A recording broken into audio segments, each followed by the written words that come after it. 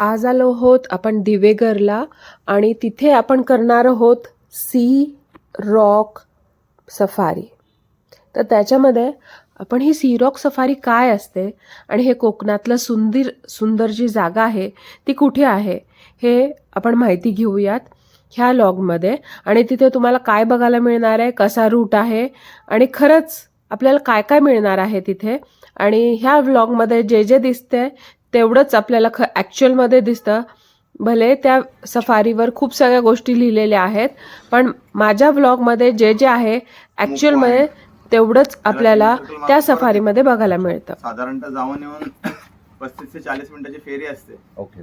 पर head आहे 330 रुपये. बर. आणि ते डॉल्फिन दिसतील तिकडे? डॉल्फिन आपल्या रूटवर दिसतात, अच्छा. पण कन्फर्म सांगू शकत नाही, कारण जरी 5 राईड मध्ये दिसल्या ना कंटिन्यू, तरी एखाद्या राईड मध्ये दिसत पण नाही. बरोबर. त्याच्यामुळे ते कन्फर्म सांगू शकत नाही दिसतील. पण तिकडे आहेत. हो. आणि ते क्रॅब्स कुठे आहेत? क्रॅब्स वगैरे दिसतील तुम्हाला. कुठे दिसतील? ते रॉक पाशीच. रॉक पाशीच दिसतील का? बरं. चावत वगैरे नाही ना? नाही नाही. आणि हे कोणते राईड्स आहेत हे खाली दिलेले? राईड नाही, एक बुक आहे, पुस्तक. तर दिवेघरला जेव्हा आपण येतो तेव्हा ही राईड आपण थोड्या वेळासाठी ही करू शकतो. 35 मिनिटाचीच राईड आहे. आपल्याला ही कोकणाची लाईफ, ही सुंदर जागा आणि तो जो रॉक आहे तो बघायला मिळणार आहे. रॉक आणि क्रॅब्स हे भरपूर बघायला मिळतात तिथे. आणि त्याच्यावर डॉल्फिन वगैरे असं मेन्शन केलेलं आहे, पण डॉल्फिन कधीच दिसत नाहीत तिथे. तर चला आपण आता हार्बरला चाललो आहोत. दिवेघर, महाराष्ट्रातले कोकण हा प्रदेश आपल्या सुंदर समुद्रासाठी, हिरवी गार झाडे, सगळीकडे शांत वातावरण, हे असं आपलं कोकणाचं एक रम्य दृश्य आहे मनातील. तर हे खरं खरं कसं आहे आणि ते आपण काय बघणार आहोत ते बघूयात. तर आज आपण 7 वाजता इथे उठून आलेलो आहोत आणि ही दुसरी फेरी आहे ज्याच्यात आपण बसून त्या दिवेघरच्या आपण ह्याला जो रॉक आहे त्याला बघायला जाणार आहोत. तर हे मासेमारी ह्यांचा मेन उद्योग आहे. इथे हे मासे पकडतात, ह्या जाळीत असे बांधून आणतात आणि मग ते जाळीत झटकून त्या माशांना खाली पाडतात. हा सुंदर दृश्य कोकणातच आपल्याला बघायला मिळतो.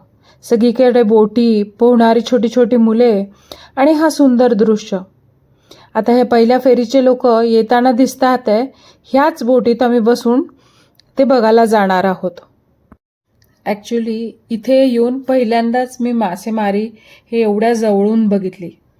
तशी आम्ही प्युअर व्हेज आहोत म्हणून मासे तसे पण आम्ही बघितले नव्हते, पण बाजारात असे बघितले होते. पण इथे येऊन आम्ही मासेमारी जवळून बघितली की ते लोक कसे पकडून आणतात त्यांना आणि कसं ते त्यांना झटकून काढतात. एवढे सगळे मासे, बापरे. म्हणजे आम्ही पहिल्यांदाच हे कोकणात हा दृश्य बघितला. हे बघा, ही मुलं किती सुंदर इथे मज्जा करून म्हणजे आनंदात अशी पोहतात आहे. पण हे बघा, हे पेट्रोल जे इथे सांडलं चाललंय ह्या बोटीतून, त्याच्यामुळे कोणत्या माशांचा जीव पण जातो. पण ठीक आहे, आता तेवढं स्पीड बोट पण आहे ना, चालतं. थोडी काठीने. आणि आपण आता बोटीत चढणार आहोत आणि पुढे आपला प्रवास निघणार आहोत. आता ह्या समुद्राच्या लाटा, सुंदर निळे पाणी, ह्यातून संपूर्ण वातावरण आणखी आनंदमय आणि उत्साहित झालेलं आहे. समुद्रात अनेक नौका आणि बोटी दिसत होत्या. त्या पाण्यावरून जाताना आपण खूप सुंदर वाटेत होतो. काही बोटी मासे पकडत होते, कोणत्या जस्ट थांबल्या होत्या तिथे, म्हणजे असं किनारी लागल्या होत्या कारण सकाळ होती. तर काही बोटी लोकांनी समुद्राच्या परिसरात फिरवण्यासाठी चालू केल्या होत्या. आता हे समुद्रातून वेळ गेल्यानंतर हळूहळू आम्ही रॉक पॉईंटकडे चाललो होतो.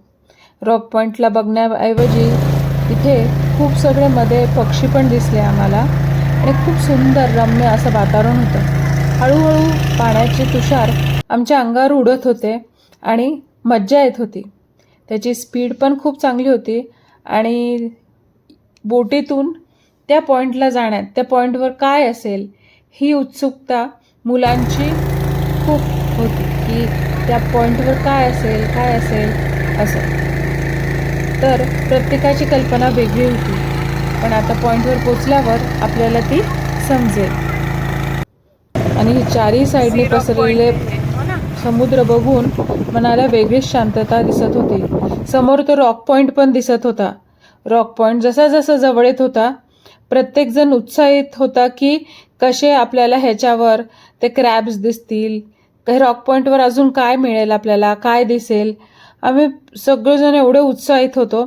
जवळ गेल्यावर हे रॉक पॉईंट सिंहाच्या तोंडाच्या आकाराचा दिसत होता. हे बघा, जसा हा सिंहाचं समोरचं तोंड असतं त्या आकाराचं हे रॉक पॉईंट होतं. तर आपल्याला साईडनी रॉक पॉईंटच्या जवळ घेऊन चालले आहेत.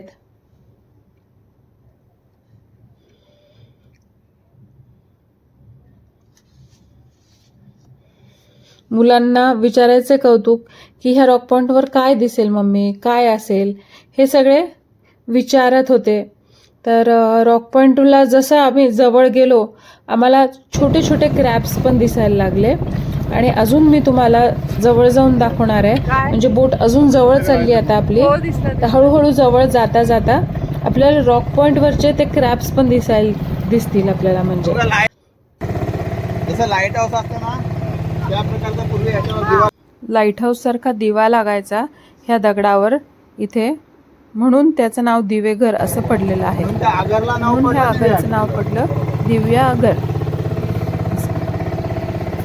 हे बघा, हे रॉक पॉईंटच्या जवळ घेऊन चालले आहेत आणि इथे आपल्याला ते खेकडे बघण्याची संधी आणि ते बघण्याचे उत्साह जे होते ते पूर्ण मिळणार आहे. म्हणजे तर चला आपण ते खेकडे वगैरे पण बघूया कसे ह्या रॉकवर बसलेले आहेत. हे बघा, बापरे केवढ्या सगळे खेकडे आहेत इथे. ह्या पॉइंटला बघा किती सगळे खेकडे आहेत. आणि हे सगळे क्रॅब्स काय करतात, पूर्ण असे दगडाला चिटकलेले बघा. हे बघा, हे पूर्ण गुच्छाने हे क्रॅब्स. बापरे बापरे, बघा हे केवढे क्रॅब्स आहेत. म्हणजे तुम्हाला हे पांढरसर असं व्हाईटिश असं कलरने दिसणार आहेत. तर खूप क्रॅब्स आहेत. तर हे पॉइंट बघून आपण आता परत निघालो आहोत आपल्या बेटीवर. तर चला आपण परतीचा प्रवास तुम्हाला मी दाखवते. चारी साईडनी समुद्र असले तरी साईडनी डोंगर हे पण दिसत आहे आपल्याला. थंडगार हा हवा, समुद्राचा जी हवा असते ती थंडगार होती. आणि ज्या स्पीडनी बोट चालू होती तर ते तुषार जे उडत होते त्याच्याने मुलांना अजून मजा येत होती. हा एक फक्त फिरणं किंवा पर्यटन प्रवास नव्हता, तर निसर्ग अगदी जवळून आम्ही अनुभवला. एक सुंदर संधी होती. समुद्र, बेटी, मासेमारी, खडक, समुद्र, जीवनसृष्टी हे सगळे एक सुंदर प्रवासाने अनुभवायला मिळाले. चारी साईडनी जे समुद्र आम्हाला दिसत होतं, लांबपर्यंत जे डोंगर दिसत होती, सीगल्स दिसत होते, जे दगडावर बसले होते सीगल्स, ह्या मोठ्या प्रमाणात सीगल्स आम्ही बघितले तिथे. आणि खूप सुंदर सीगल्स होते ह्या तर ते पण बघितलेत. तर हे बघत आम्ही परतीचा प्रवास सुरू केला. तर तुम्हाला माझा हा व्लॉग आवडला असेल कोकणाचा दिव्याघरचा, मला जरूर सबस्क्राईब करा, शेअर करा माझा आणि कॉमेंट जरूर करा. भेटूया पुढच्या कोकणाच्या व्लॉगमध्ये.